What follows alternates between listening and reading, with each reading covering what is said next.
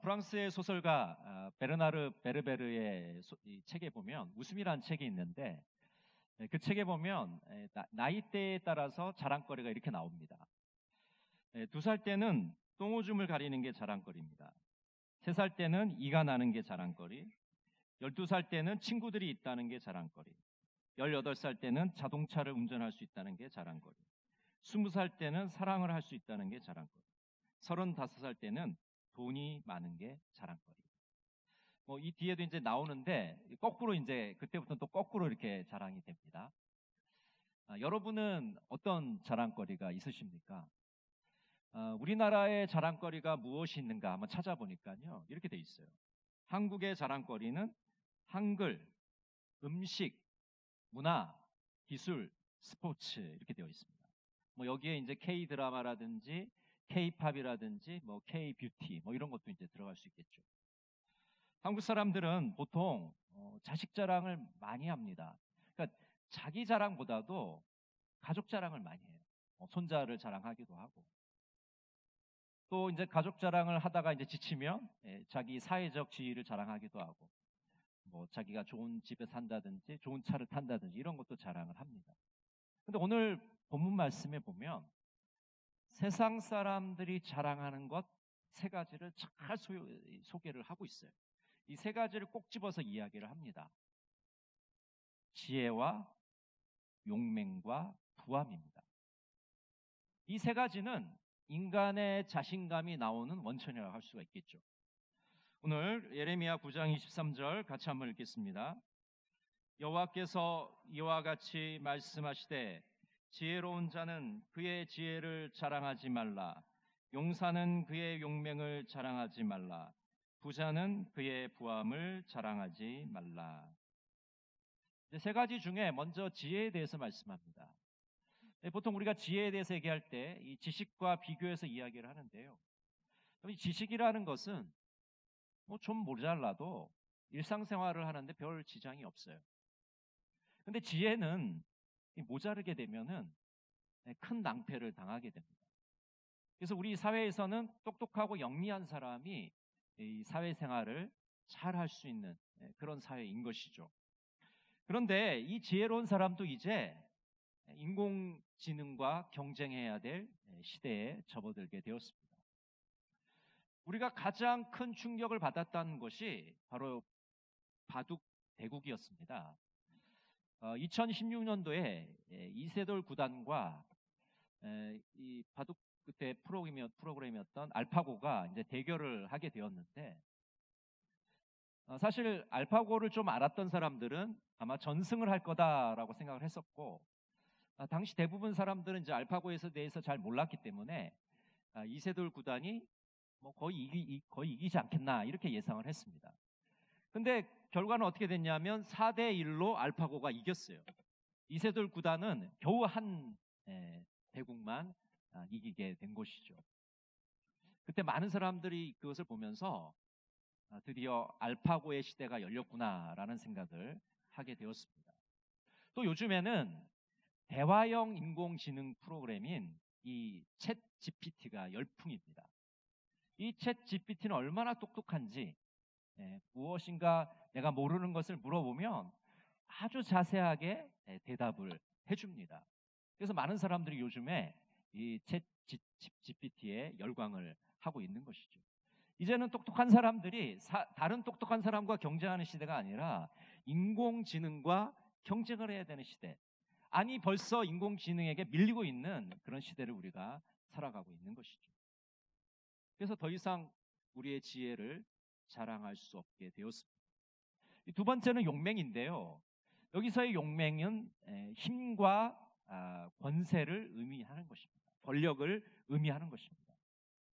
여러분, 세상의 권력이라는 것, 권세라는 것은 어떻습니까?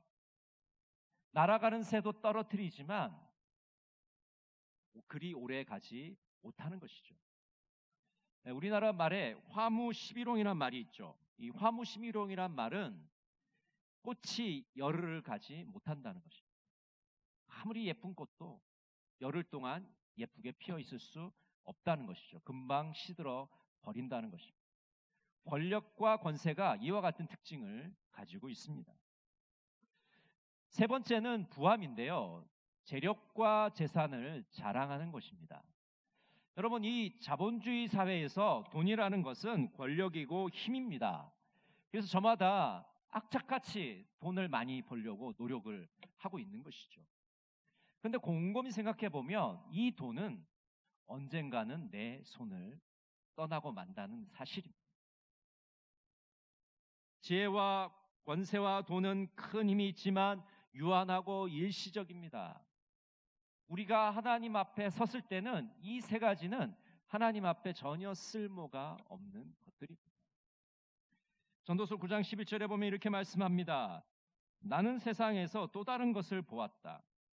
빠르다고 해서 달리기에서 이기는 것이 아니며 용사라고 해서 전쟁에서 이기는 것도 아니더라. 지혜가 있다고 해서 먹을 것이 생기는 것도 아니며 총명하다고 해서 재물을 모으는 것도 아니며 배웠다고 해서 늘 잘 되는 것도 아니더라. 불행한 때와 재난은 누구에게나 닥친다. 지혜를 자랑하고 돈을 자랑하고 권력을 자랑하지만 그것이 먹히지 않을 때가 있다는 것이죠. 좋은 결과를 가져오지 못할 때가 있더라는 것입니다. 불행과 재난 앞에는 속수무책일 때가 있더라는 것이죠. 그래서 예레미야 예언자는 이러한 인간적인 자랑들을 내려놓으라고 말합니다. 우리가 자랑해야 될 것은 따로 있다. 이것으로 자랑하라고 말씀하고 있는 것입니다. 우리 9장 24절 같이 한번 읽겠습니다. 자랑하는 자는 이것으로 자랑할지니 곧 명철하여 나를 아는 것과 나 여호와는 사랑과 정의와 공의를 땅에 행하는 자인 줄 깨닫는 것이라. 나는 이 일을 기뻐하노라. 여호와의 말씀이니라. 여러분, 오늘 예레미야 예언자는 무엇으로 자랑하라고 말씀합니까? 하나님을 자랑하라고 말씀합니다. 한번 따라해 보실까요? 하나님을 자랑하라. 여러분, 우리가 자랑할 때요, 하나님밖에 없어요. 그래서 오늘 하나님을 자랑할 때 하나님 아는 것을 자랑하라고 오늘 예레미야 선지자는 말하고 있습니다. 하나님을 안다는 것은 이 지식적인 알미 아닙니다. 하나님에 관해서 정보가 많은 것을 의미하지 않습니다. 하나님을 안다는 것은 인격적인 알미예요. 하나님과 우리가 1대1로 만나는 것입니다. 하나님께서 우리의 모든 것을 아시기 때문입니다.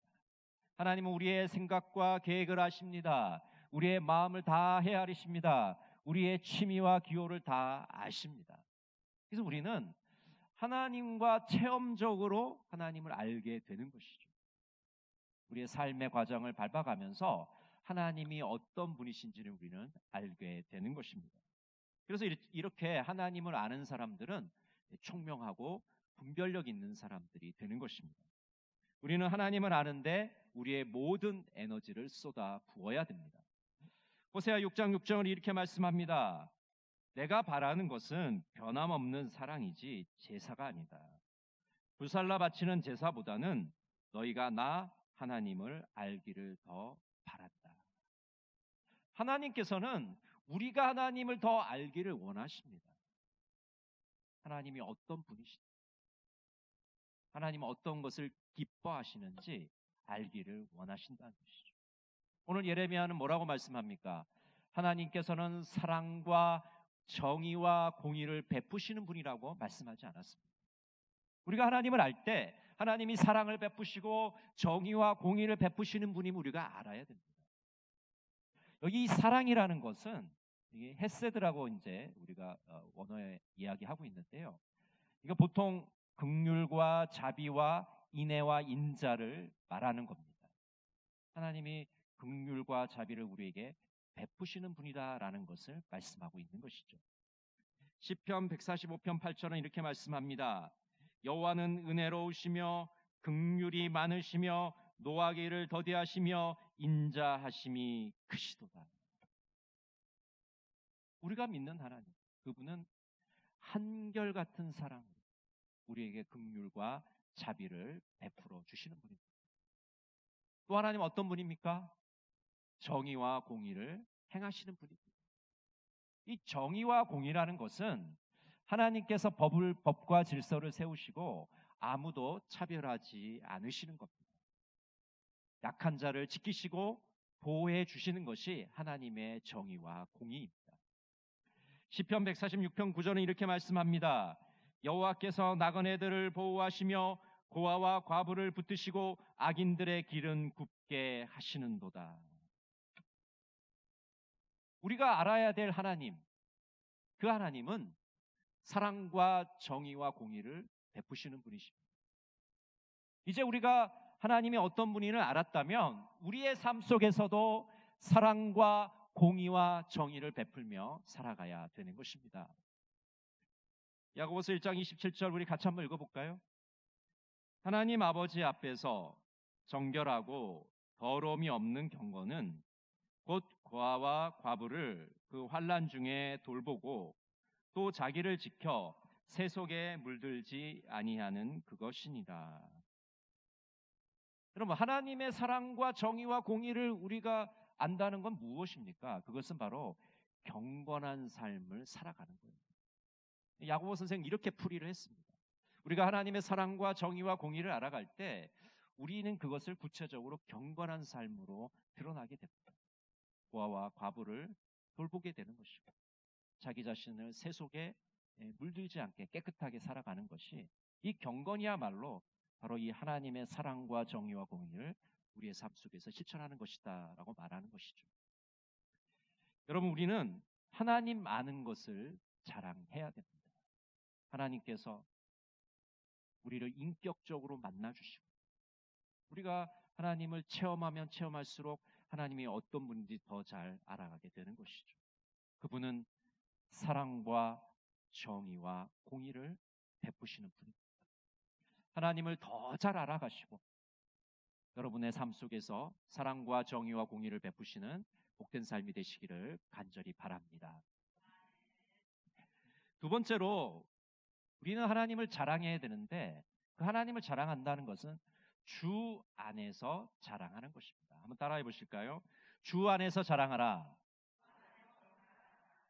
고린도전서 1장 30절 31절 같이 한번 읽겠습니다.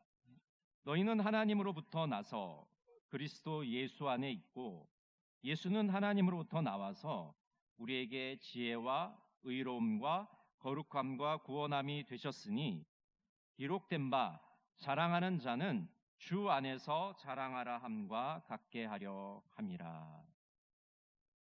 사도 바울은 우리가 자랑하려면 주 안에서 자랑하라고 말씀합니다. 여러분, 주 안에서 자랑하는 것이 무엇입니까? 그것은 우리의 주님 예수 그리스도의 십자가를 자랑하는 것입니다. 갈라디아서 6장 14절은 이렇게 말씀합니다. 그런데 내게는 우리 주 예수 그리스도의 십자가 밖에는 자랑할 것이 아무것도 없습니다. 그리스도로 말미암아 내 쪽에서 보면 세상이 죽었고 세상 쪽에서 보면 내가 죽었습니다. 여러분, 우리 예수 믿는 사람들이 자랑해야 될 가장 최고의 것은 무엇입니까? 그것은 바로 예수 그리스도의 십자가입니다. 십자가 외에는 우리가 자랑할 것이 없어요. 여러분, 왜 우리가 예수님의 십자가를 자랑해야 됩니까? 그 십자가를 통해서 우리는 죄 용서를 받았고 하나님의 자녀가 되었기 때문입니다. 구원받았기 때문입니다. 죄의 종된 노예의 삶을 했던 우리가 해방과 자유를 맛보았기 때문입니다. 그렇기 때문에 우리가 이 예수님의 십자가를 자랑해야 되는 것이죠. 예수님의 십자가는 우리에게 너무나도 소중한 것이기 때문입니다. 존 스토트는 십자가에 대해서 이렇게 말하고 있습니다. 바울 사도는 십자가 주변을 맴돌았다. 십자가는 바울의 시야를 가득 채웠고 그의 삶을 비추어 주었고 그의 영을 뜨겁게 했다. 그는 그 안에서 자랑했다. 우리의 시각도 그와 같아야 한다. 여러분, 이 존 스토트의 말처럼 예수 그리스도의 십자가를 단단히 붙잡으시기를 바랍니다. 여러분의 눈과 여러분의 삶에 이 십자가가 가득 차 있기를 바랍니다. 여러분의 영이 십자가로 인해서 뜨거워지고 달구어지기를 바랍니다. 우리가 자랑해야 될 유일한 것이 있다면 바로 그것은 예수 그리스도의 피 묻은 십자가일 것입니다. 우리는 십자가를 계속 자랑해야 되고 아무리 자랑해도 모자람이 없는 것이 바로 예수님의 십자가입니다. 또 주 안에서 자랑한다는 것은 우리의 약함을 자랑하는 것입니다. 고린도후서 11장 30절은 이렇게 말씀합니다. 내가 부득불 자랑할진대 내가 약한 것을 자랑하리라. 여러분, 사람들은 보통 강한 것을 자랑하죠. 자신의 강점을 드러내고 약점은 숨기려고 합니다. 그래서 우리가 우스갯소리로 PR이란 말을 하잖아요. PR. 피할 것은 피하고 알릴 것은 알리는 것. 이게 우리 일반적인 사람들의 모습입니다. 그런데 오늘 사도 바울은 왜 약한 것을 자랑하라고 했을까요? 우리가 약할 때 주님께서 우리를 찾아와 주시기 때문에, 우리를 만나 주시고 우리를 도와주시기 때문에, 우리의 약한 그 순간에 주님의 강함을 우리에게 부어 주시기 때문에 우리는 약한 것을 자랑하게 되는 것입니다. 여러분, 우리가 강한 것을 자랑하게 되면 어떻게 될까요? 우리는 주님의 도우심을 받지 않으려고 할 겁니다. 주님의 능력이 우리에게 머무를 이유가 없을 것입니다. 그렇기 때문에 우리는 강함보다는 약함을 자랑하게 된 것입니다. 예인 건축 연구소에 이효진 대표라는 여성이 있습니다. 이 이효진 대표는 어린 시절에 끓는 주전자 물이 쏟아지면서 얼굴과 왼손에 3도 화상을 입었습니다. 친구들이 쟤는 괴물 같아, 쟤는 파충류 같아, 그렇게 놀렸습니다. 그래서 늘 이 이효진 어린이는 땅을 보고 걸었습니다. 얼굴을 들지 못했습니다. 근데 엄마가 이런 얘기를 하는 거예요. 얘야, 20살이 되면 수술을 받으면 내 얼굴이 예뻐질 거야. 그래서 이 이효진은 그 엄마 말을 믿고 그 고통의 시간을 잘 버텼습니다. 이제 20살이 되었습니다. 대학에도 입학을 하고 이제 수술을 받으려고 하니까 수술이 불가능하다는 것을 알게 됐습니다. 예전의 얼굴로 돌아갈 수 없다는 것을 알게 됐습니다. 그동안 믿어왔던 하나님을 떠나게 되고 절망과 좌절에 빠지게 됩니다. 심지어는 극단적인 선택을 하려고 시도를 하기도 합니다. 외모를 너무나도 중요하게 생각하는 이 한국 사회에서 이 화상 환자로 살아간다는 것이 너무나도 고통스러워요. 그래서 폭식을 하고 일중독을 빠져 드라마를 밤새도록 보면서 절망 가운데 살고 있었습니다. 그런데 갑작스럽게 사랑하는 엄마가 죽게 되면서 다시 하나님께로 돌아오게 되었습니다. 성령님의 음성을 듣게 되었습니다. 성령님께서는 이효진에게 이렇게 말씀하셨습니다. 효진아, 사랑한다. 내가 너를 사랑한다. 아무것도 두려워하지 말고 놀라지 말아라. 내가 너와 함께 할 것이다. 이 성령님의 음성을 듣고 이효진 대표는 그 마음속의 응어리들이 다 녹아내리면서 그 모든 상처들이 치유함을 받게 되었습니다. 여인으로서 아름다운 얼굴은 잃어버렸지만 하나님의 크신 사랑을 얻게 되었습니다. 하나님의 은혜를 세상 끝까지 전하고 싶은 꿈과 비전을 가지게 되었습니다. 이효진 대표는 자신의 강함을 자랑하는 것이 아니라 약함을 자랑하는 자가 되었습니다. 여러분, 우리 그리스도인은 주 안에서 자랑하는 자입니다. 예수님의 십자가를 자랑하시고 우리의 약함을 자랑하는 여러분 모두가 되시기를 간절히 바랍니다. CCM 중에 나의 자랑이라는 노래가 있습니다. 가사는 다음과 같습니다. 세상 속에선 강함이 자랑이지만 주님 앞에서는 약함이 자랑입니다. 세상 속에선 상처가 약점이지만 주님 앞에선 상처가 선물입니다. 사람 앞에선 무명한 것 같지만 주님 앞에선 언제나 유명합니다. 보이는 것은 가난한 것 같지만 나는 많은 사람을 부욕해 합니다. 아무것도 없는 것 같지만 나는 이미 모든 것을 가진 사람입니다. 언제나 내 약함을 그분께 고백할 때 십자가의 능력이 나를 더욱 강하게 합니다.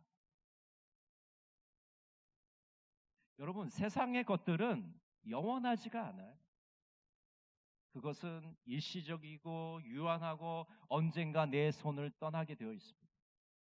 그러나 우리가 믿는 하나님은 어떤 분이십니까? 영원하십니다. 그렇기 때문에 우리는 하나님만을 자랑할 수 있게 되는 것이죠. 하나님을 아는 것을 자랑하게 됩니다. 주 안에서 우리는 자랑할 수 있게 되는 것입니다. 이번 한 주간 일주일 보내시면서 하나님만을 자랑하시는 우리 동강의 모든 성도들이 되시기를 간절히 바랍니다. 기도하겠습니다. 사랑의 하나님, 세상에서 저희는 우리의 똑똑함과 돈을 자랑하기도 하고 권세와 지위를 자랑하기도 했습니다. 우리의 어리석음을 용서하여 주시옵소서. 이제 하나님만을 자랑하기를 원합니다. 하나님을 아는 것을 자랑하게 하시고 주 안에서 자랑하는 자들이 되게 하여 주시옵소서. 예수님의 이름으로 기도드립니다. 아멘.